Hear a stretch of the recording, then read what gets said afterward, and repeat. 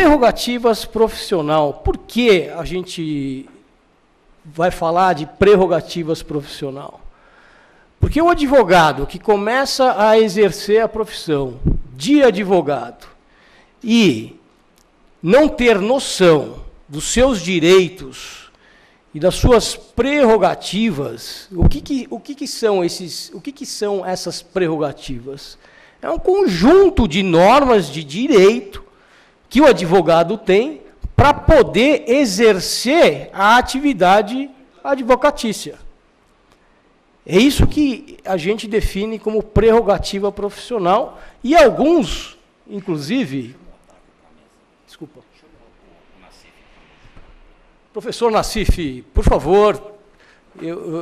Não, por favor, vamos quebrar aqui só o protocolo. Professor Nassif, Mauro Otávio Nassif, um dos maiores advogados desse país, para que o advogado possa efetivamente exercer a sua profissão de advogado, ou seja, ser a voz do outro, ele precisa ter uma garantia de que ele possa realmente exercer essa atividade. E essa garantia, justamente, está contida nas prerrogativas do profissional. A gente não pode esquecer que o advogado ele está guindado na Constituição, vejam bem, na Constituição desse país, como sendo aquele indivíduo que é essencial à administração da justiça. Então, nós estamos garantidos como profissionais da advocacia na Constituição Federal, no artigo 133 da Constituição Federal. E isso é muito importante para que não se aleguem, como muitas outras pessoas do nosso meio jurídico alegam, que as nossas prerrogativas são privilégios. E, na verdade, não são privilégios, porque nós somos a voz do outro. Como que eu vou garantir a voz do outro, por exemplo, para um juiz que é um juiz arbitrário? Como eu vou garantir a voz do outro para um policial que age também com violência? Como eu vou escrever na minha petição um fato de uma arbitrariedade, muitas vezes, talvez até injuriando aquele juiz, injuriando aquela autoridade policial, sem que eu tenha uma garantia de que não se vá caçar a minha palavra. Por isso que nós temos no Estatuto da Advocacia e da OAB, que é uma lei federal, é uma lei onde houve todo um processo legislativo, e os senhores sabem como é difícil um processo legislativo. Primeiro vai para uma casa dos deputados, depois vai para a casa dos senadores, depois volta para a casa dos deputados, e ainda volta para os senadores, e depois é aprovada ou não pelo Poder Executivo. Então, é uma lei federal seríssima. E, infelizmente, eu corto na carne, muitos dos nossos colegas não conhecem essa lei federal, principalmente os artigos 6º e 7º, que prescrevem os nossos direitos e prerrogativas. Então, a importância do Estatuto é justamente essa, é a garantia que dá para o advogado o exercício da profissão. Agora, a gente não pode começar a falar de prerrogativa sem a gente falar um pouquinho da integridade do advogado, da pessoa do advogado que vai exercer a profissão da advocacia, que vai ser a voz do outro. Eu volto a falar que, infelizmente, e eu gosto sempre de cortar na carne, porque hoje faço parte, já no nosso 2º mandato, do Conselho Estadual, e nós temos visto lá uma série de ilicitudes, de alguns advogados que realmente entristecem aquele advogado que age com integridade. Aquele advogado que acorda cedo e vai trabalhar para buscar o pão nosso de cada dia com honestidade, vendo aquele outro agindo, roubando, furtando, as mais diversas ilicitudes, como se estivesse sendo a voz do outro. Então, eu costumo dizer também que, para a gente falar de prerrogativas, para que nós, advogados, possamos exigir do Estado poder o nosso direito de trabalhar, precisamos, primeiro, trabalhar com integridade com o cliente. E aí eu vou dar uma sugestão para os colegas que querem ser advogados, que é uma sugestão muito simples, muito simples. Sempre que um cliente ligar para vocês, retornem a ligação. Não deixem jamais um cliente de vocês sem o retorno de uma palavra sobre a causa que os senhores foram escolhidos para advogar. É muito simples isso. Retornem a ligação. Aí já começa a integridade daquele acordo, daquele mandato que foi dado para o advogado, para que ele possa ser a voz do outro. E o próprio Estatuto da Advocacia, ele, além de falar, de prescrever os direitos do advogado, ele também exige que o advogado, e aí está inserido também na prerrogativa, o próprio Estatuto Lei Federal, ele exige que o advogado haja com dignidade da profissão, haja como advogado. Então, isso é muito importante. Não adianta começar a exigir direito para falar, para ser a voz do outro, sem que esse advogado seja íntegro. Eu gosto muito de falar isso, doutor Rui, sobre a integridade do advogado, porque é isso que faz com que a advocacia se diferencie de outras profissões. Eu preparei aqui uma aula com 38 laudas, mas eu prometo para os senhores que eu não vou ler as 38 laudas, mas é só para me direcionar aqui com os senhores. Então, a obediência de preceitos éticos disciplinares, postos também no Estatuto da Advocacia e também no Código de Ética e Disciplina, é fundamental para todo advogado, para que seja digno dessa profissão, para que possa exigir posteriormente os seus direitos e prerrogativas. E direitos e prerrogativas, infelizmente, hoje e no passado também, são muito mal vistos pelas autoridades públicas. A começar pelo advogado que acorda cedo, ou acorda tarde, né? Segundo um ministro do STF, diz que o advogado acorda às 11 da manhã. Eu não acordo às 11 da manhã, eu acordo às 10. Às 11 eu não acordo. Mas esse advogado que acorda e vai se dirigir a uma delegacia de polícia, a um fórum, infelizmente já começa com o seu dia violado. Por quê?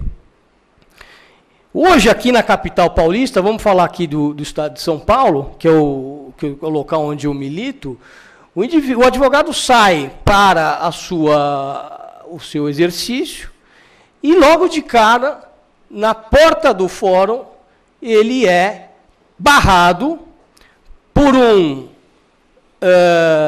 agente terceirizado e é submetido a uma busca na sua suitcase, nos seus documentos, exigindo-se, inclusive,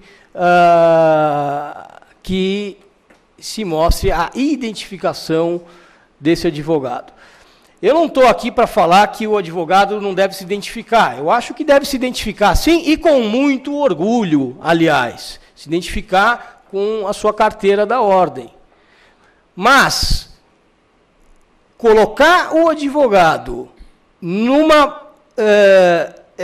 postura, colocando esse advogado igual a qualquer um do povo, porque eu afirmo para os senhores, com esse artigo 133 da Constituição Federal, dando status à advocacia como essencial à justiça, eu afirmo para os senhores que o advogado não é igual a qualquer um do povo, porque ele está investido de um poder social que o eleva a ser a voz do outro, e para ser a voz do outro ele precisa estar igual ao juiz, ao promotor, ao delegado. O mesmo poder que esses agentes têm, nós advogados também temos. Então, por que o advogado tem que ser barrado no fórum, apresentar os seus documentos e ainda ser passível a uma busca na sua suit case para entrar no fórum? Por que isso? E isso está acontecendo aqui no Tribunal de Justiça do Estado de São Paulo, o maior tribunal de justiça das Américas, e quiçá do mundo, barra o profissional do direito para que apresente os seus documentos e para que seja revistado a saber se possui armas ou algum instrumento que possa macular a entrada deste profissional. Então, o advogado já começa no dia, às 9h30 da manhã, às 10 horas da manhã, já sofrendo essa violação de prerrogativa. Por que violação de prerrogativa? Porque os senhores já foram lá no artigo 7º e já viram que o ingresso do advogado ele é possível a qualquer horário, inclusive, se tiver um agente público nesse prédio público. E não menciona que nós devemos ser revistados. E não temos que ser revistados mesmo. Nós estamos investidos de uma beca, de uma capa preta que nos diferencia, assim.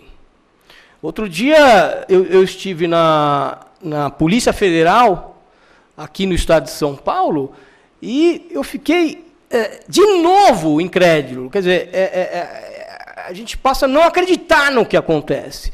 Porque, entrando no prédio da Polícia Federal, eu fui colocado numa fila, onde todos os outros cidadãos desse estado estavam para tirar o passaporte, para se identificar, para tirar o passaporte. E eu estava lá como a voz de um cliente para poder resolver uma causa criminal. Cliente que estava preso. Então, por que o advogado tem que passar nessa fila igual ao outro cidadão? E, na verdade, eu fiquei me questionando. Enquanto eu estava na fila, eu me questionava, puxa vida, mas será que eu, como advogado, eu tenho essa pretensão toda de cortar a fila, passar na frente de todo mundo, só porque eu sou advogado, me identificar para poder entrar no prédio da Polícia Federal? Mas eu sou igual a todo mundo, eu não sou diferente. Então eu tenho que ficar nessa fila. Mas não é verdade, porque eu não estava lá para visitar ninguém, eu não estava lá para tirar passaporte de ninguém, eu estava lá para ser a voz de um cidadão que estava preso. E 1 minuto, 2 minutos, 3 minutos na vida de quem está preso é muita coisa, só sabe quem está preso. De modo que você começa o seu dia já com essas violações.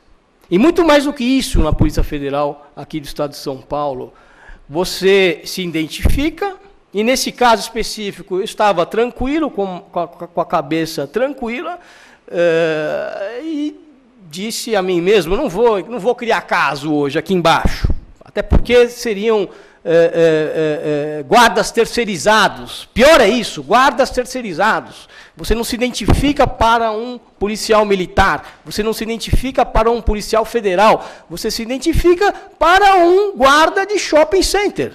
Sem querer aqui também desfazer da profissão do guarda de shopping center. Aqui nós temos uma lei federal, nós temos uma Constituição Federal que já delimita os poderes de cada um. Polícia Judiciária, a Polícia Preventiva, não é? Quer dizer, você está na rua, o cidadão está na rua, o guarda de shopping não pode te pedir uma identificação, exigir essa identificação. Quem pode fazer isso é o policiamento militar. Olha, o senhor se identifique, por favor. Aí você se identifica. Mas naquele dia eu não quis criar caso. Então passei na fila do passaporte, peguei a minha identificação, entreguei a esse funcionário, e ela, em troca, me deu uma identificação deles, escrito visitante. Visitante. Eu não sou visitante, eu sou advogado. Então, é isso que eu quero passar para os senhores que estão começando a vida e querem ser advogado, passar para os senhores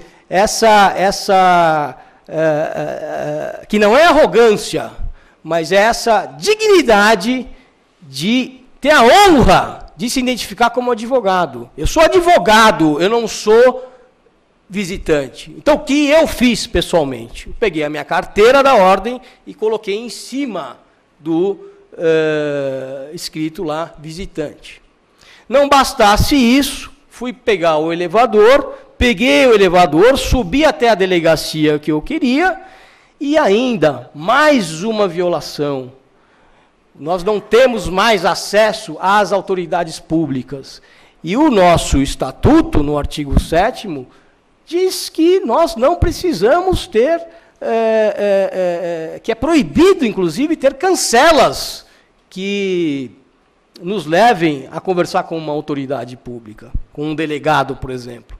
Então, já lá na delegacia de polícia, mais funcionários terceirizados, pedindo novamente a identificação para saber com quem queria falar e para saber se havia hora marcada.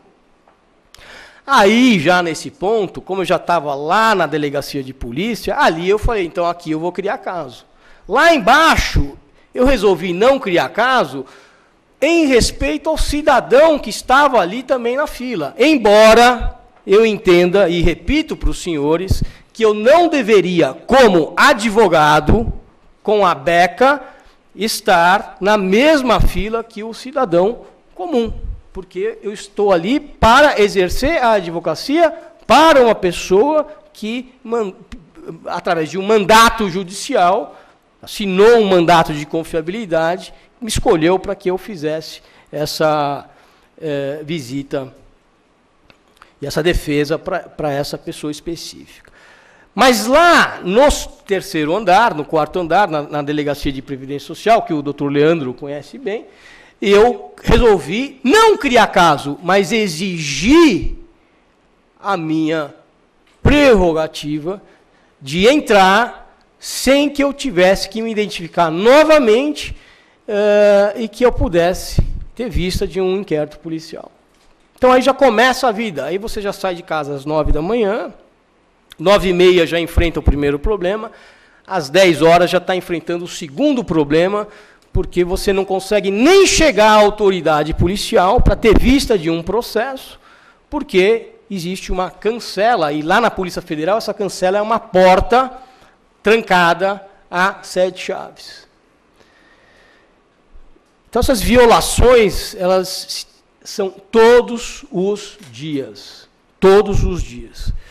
O que aconteceu é que eu, então, criei caso e disse que não iria me identificar novamente, já havia me identificado, inclusive mostrei a minha carteira da Ordem dos Advogados, que coloquei na parte superior escrito visitante, e disse que eu queria ter vista de um inquérito policial e conversar com a autoridade policial ou um agente que se travestisse também de autoridade policial.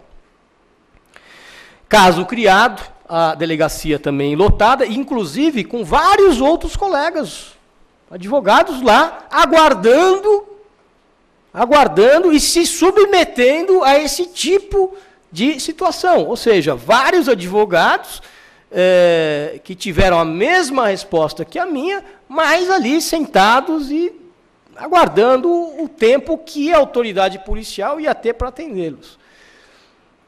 E aí, então, esse tipo de advogado não me representa. Esse tipo de colega não me representa.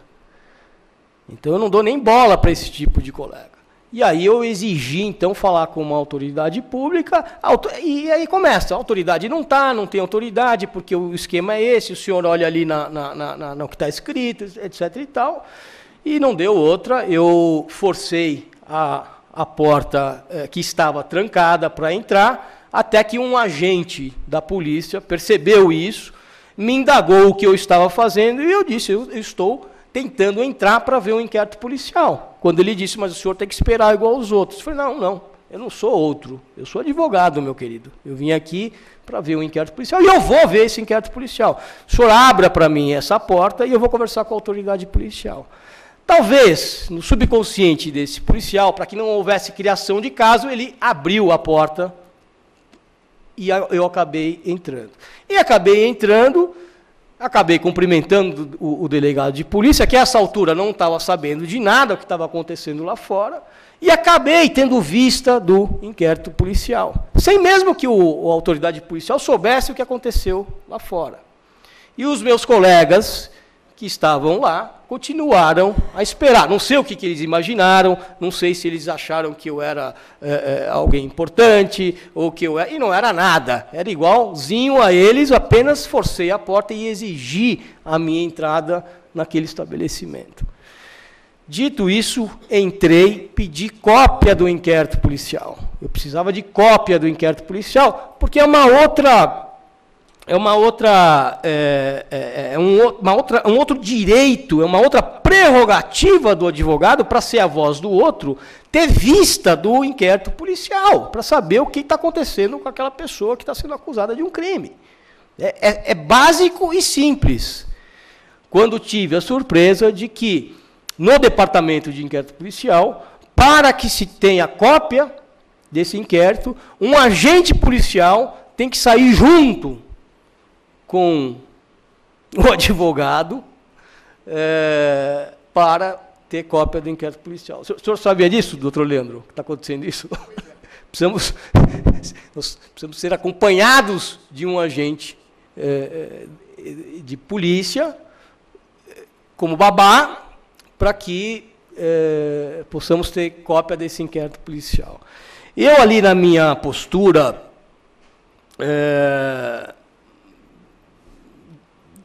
de não querer me machucar naquela delegacia de polícia, eu já tenho algumas estruturas próprias, enfim, peguei a minha máquina fotográfica e tirei cópia de um por um do inquérito policial e, imediatamente, sem perder tempo, já representei o delegado de polícia e o escrivão de polícia, que se negaram a me dar, que me sujeitaram à cópia do inquérito policial apenas a hora que eles quisessem, quando tivesse um agente à minha disposição para descer comigo lá na sala da ordem para tirar essa cópia.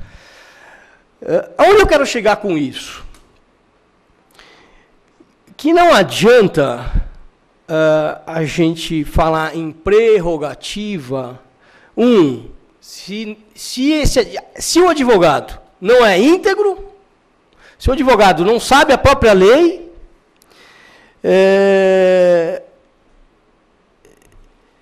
e questionar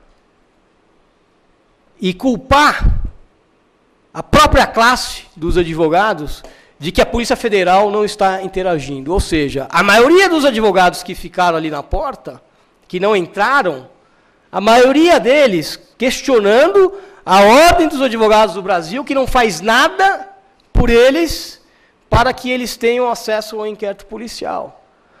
Quando é o próprio advogado A dignidade é da beca daquele advogado. O próprio advogado é que tem que ir lá, não se acovardar, não ficar com medo. Ai, agora o meu cliente não sai mais.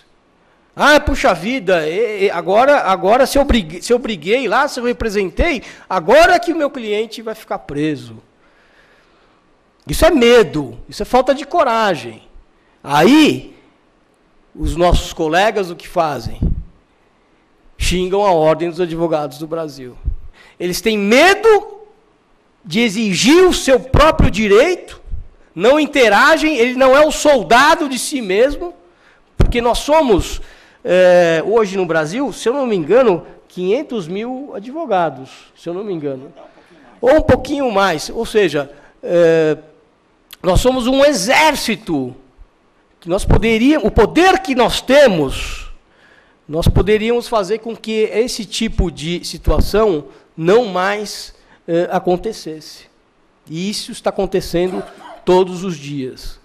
Então, o que eu quero passar para os senhores é justamente isso. Amanhã são os senhores que vão estar lá, ou colegas que já estão aqui, é exigir o seu direito como advogado. Não é esperar a Ordem dos Advogados tomar uma providência. Eu, pessoalmente, exigi o meu direito, consegui aquilo que eu queria, e, na parte do inquérito policial, eu não poderia sair de lá e arrancar o inquérito policial do policial e fugir com o inquérito policial.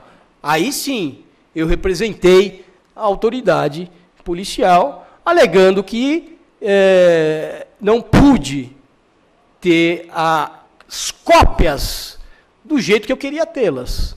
Eu tive que usar um outro processo para ter cópia, mas um outro processo com um delegado passando, com gente passando, quer dizer, você perde a sua dignidade como profissional.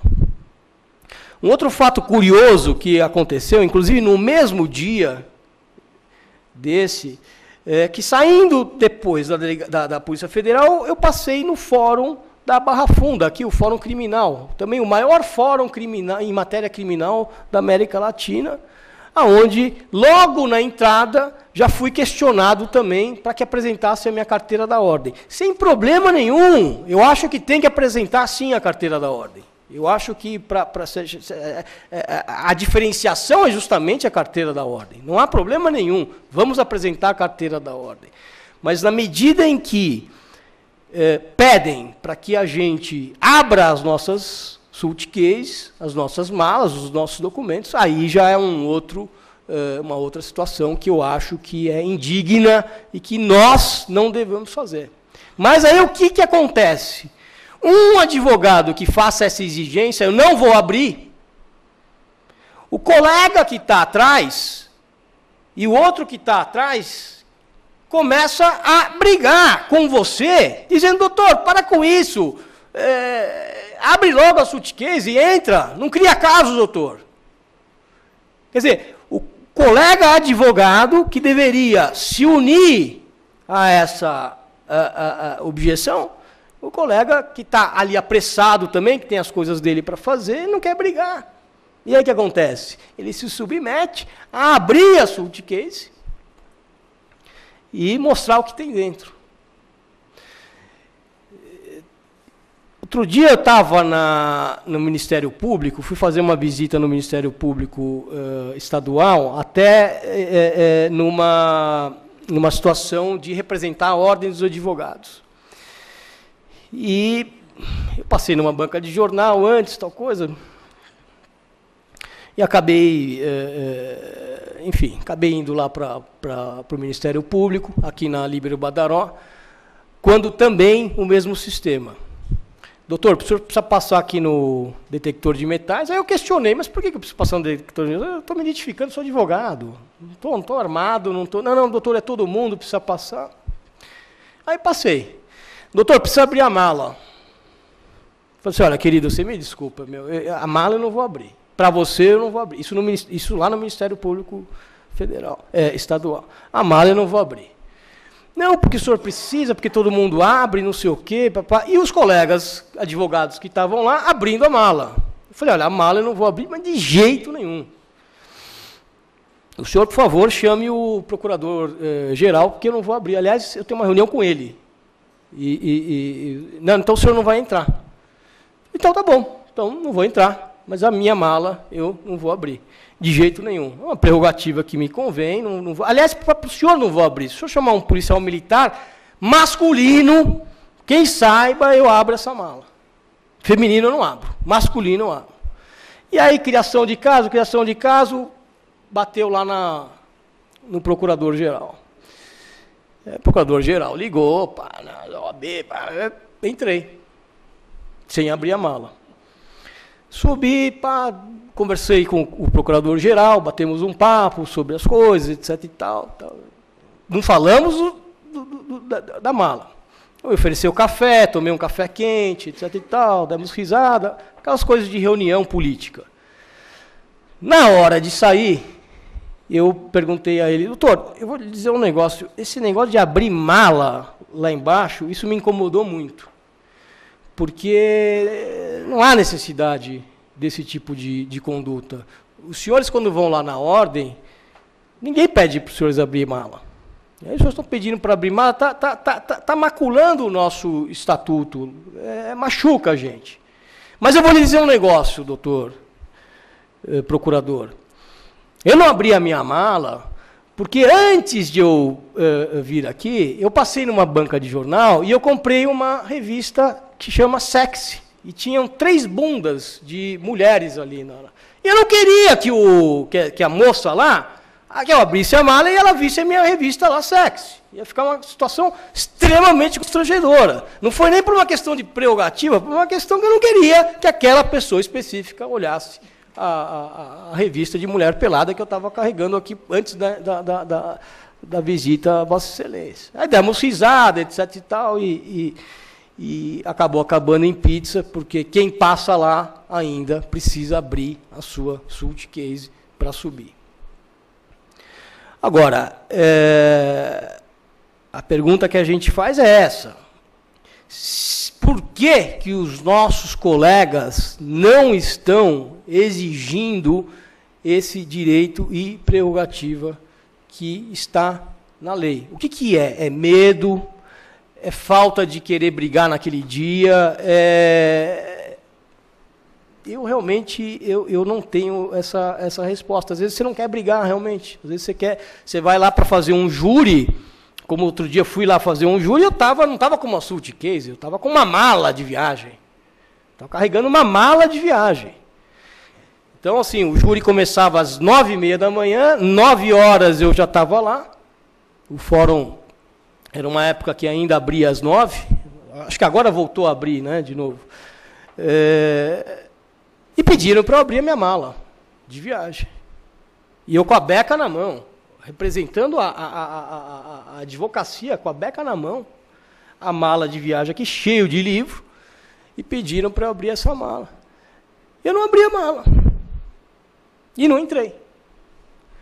E aí o júri começava às 9h30, 9h30 não tem advogado, 10 horas não tem advogado, 10h30 não tem advogado, enfim, tem júri. Por que o senhor não veio para o júri? Doutor, fui barrado lá na frente. Como foi barrado lá na frente? Pediram para eu abrir a mala, pediram identificação, pediram exame de fezes, exame não sei do que. Não vou, doutor, eu sou advogado, eu venho aqui para advogar. Não sou visita. Não estou visitando o fórum, não vim aqui visitar Vossa Excelência. Eu sou advogado. E vamos colocar em ata isso aí, inclusive. Então, por que os outros não fazem? Não sei. Por que eu faço?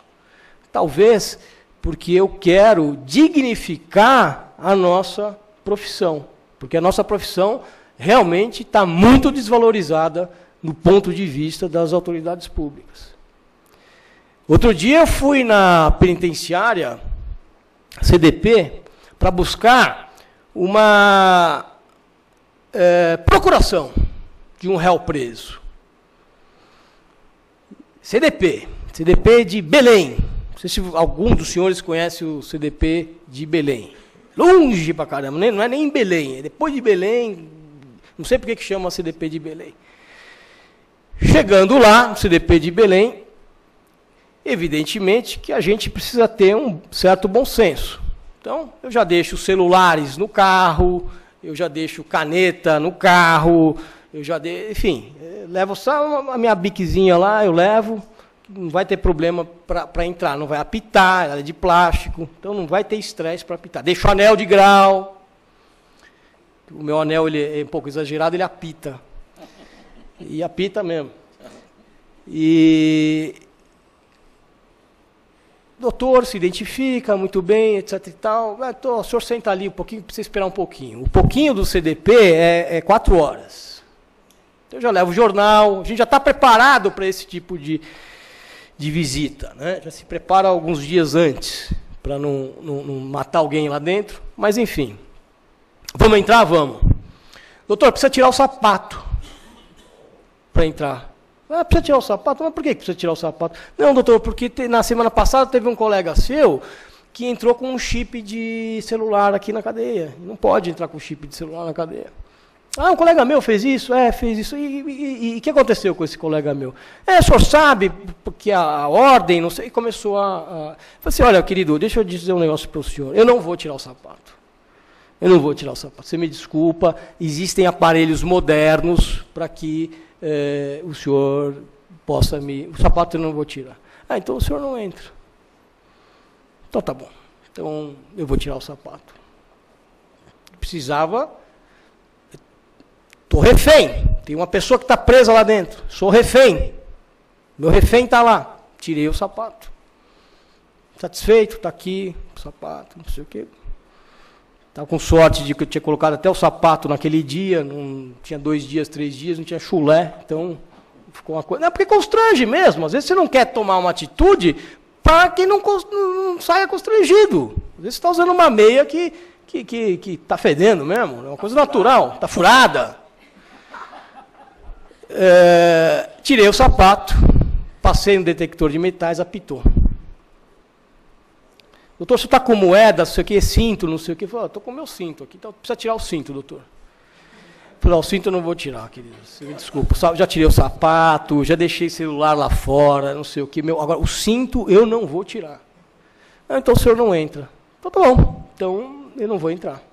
Então dessa vez eu não vou entrar. Saí de lá, peguei depois de toda a discussão, peguei o carro, saí do Belém, fui até a Zona Norte, na corregedoria da Secretaria de Administração Penitenciária, e fiz lá uma queixa, que queriam que eu tirasse o cinto, etc e tal, não sei o quê, papá. Voltei para lá sem o cinto. Aí voltei para lá, aí nessa altura já estavam, né, a corregedoria, tal coisa, já era um outro doutor, né? Já era uma outra situação. Aí entrei lá com a minha pasta, e um monte de colega nosso, tirando o cinto, tirando o sapato, colega nossa, tirando o sutiã, porque a fivela apita. Um monte de colega nosso fazendo isso, tirando o sutiã. Entrei com a procuração e chego lá no parlatório. Quando eu chego no parlatório, o parlatório do CDP do Belém, ele é uma cela improvisada. Então, eles pegaram uma cela e improvisaram a cela. Dividiram essa cela em 8 baias e colocaram um vidro dessa espessura, com arames entrelaçados, ou seja, você não enxerga o camarada que está lá dentro. E sem o mínimo contato, porque o vidro é grosso, você não consegue ouvir a história do camarada que está lá. Quando o nosso estatuto exige e prescreve que nós, advogados, podemos ter acesso individual com os nossos presos. Ou seja, aquilo que a gente vê em filme, está escrito aqui. Aquele acesso individual, numa sala, com uma cadeira, onde você possa levar os documentos para ele assinar, explicar, etc. Isso aqui não existe. colega gritando para falar com ela, eu gritando para falar com o meu, e chegou a hora de assinar a procuração. Vamos assinar a procuração. Não tem acesso, não tem espaço. Aí eu vejo colegas meus fazendo assim, ó, pega a procuração, eles dobram assim, aí não cabe, porque é muito grosso. Aí eles vão assim de lado e faz um baseado de procuração. E pega a procuração no furinho que sobrou ali da falha e passa a procuração para o cara. E lá dentro ele se vira para arrumar uma caneta, para ele assinar. Aí a procuração já vem toda amassada, né? E esse tipo de estrutura do CDP, não sei se algum dos senhores já viu lá, são emaranhados é uma tela que ela fica muito difícil de ver, e existe uma situação curiosa, para quem faz meditação, existe um óculos, que é um óculos que a pessoa que faz essa meditação, o meditador, coloca esse óculos, ele é um óculos que ele é também entrelaçado, é uma tela. Então, com essa tela, você fica olhando essa tela e você entra em estado alterado de consciência. É uma forma da pessoa não usar drogas para poder entrar em estado alterado de consciência. Então, eu estou ali naquela tela lá, naquele negócio, e começa a ficar zen ali. Eu falei assim, nossa, começa a ficar doido. E aí eu cheguei para o camarada e falei, querido, eu preciso passar essa procuração lá para o meu cliente. Ah, doutor, dá aqui para mim que eu levo. Não. A procuração é minha e dele. Não vou dar para o senhor levar. Ela é minha e dele. Eu preciso de um espaço para passar isso. Não, o jeito aqui, doutor, é o senhor ou fazer do jeito que o seu colega está fazendo, ou o senhor passa a procuração para mim, que eu passo lá para o seu cliente. Não fiz isso. Falei, tá bom, então, ótimo. Peguei a procuração sem assinatura e fiz uma petição para o juiz.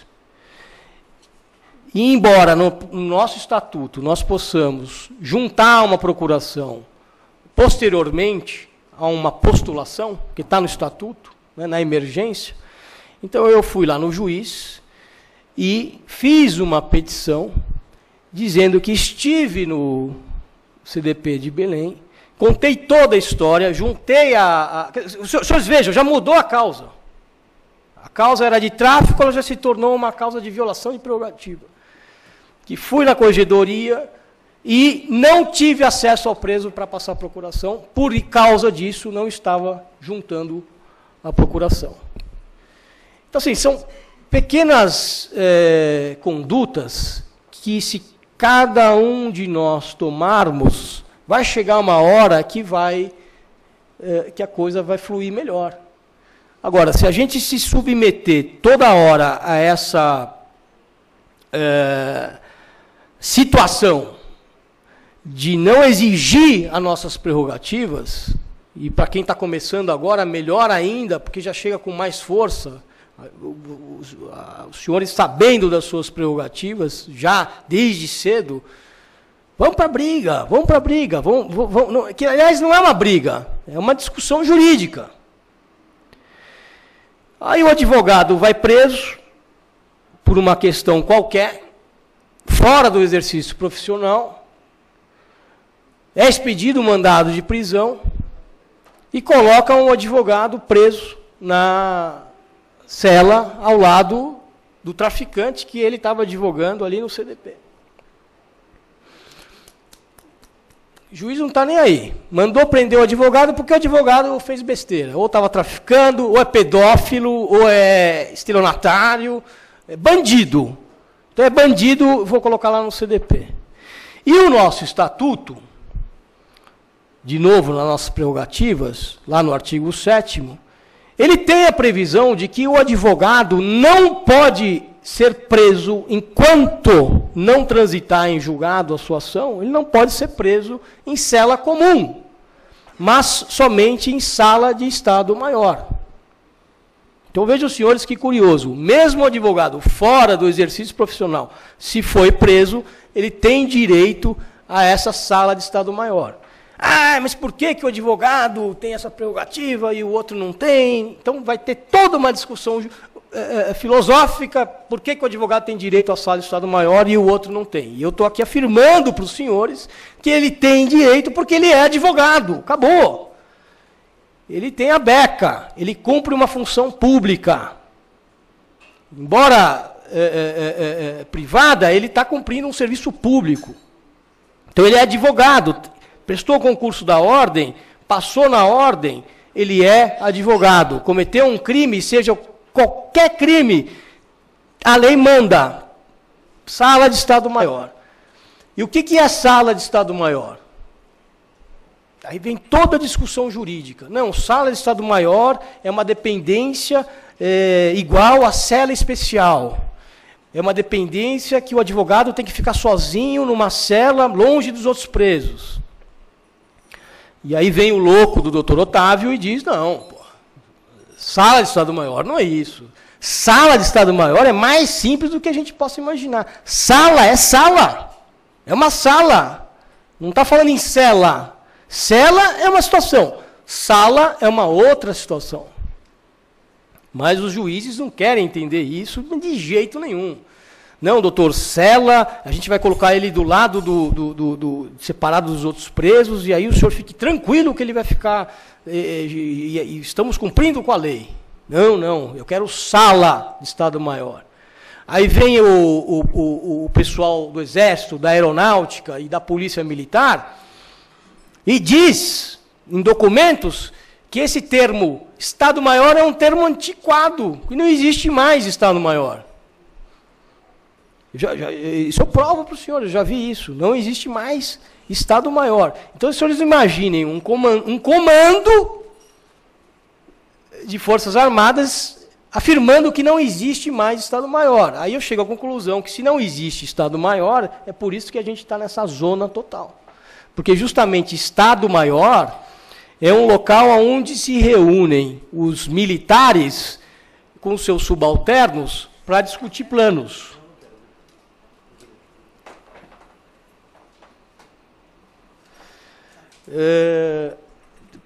Só um minutinho que eu vou abrir. Então, o Estado-Maior existe. Então, o que o louco do doutor Otávio faz? O louco do doutor Otávio vai até os tribunais.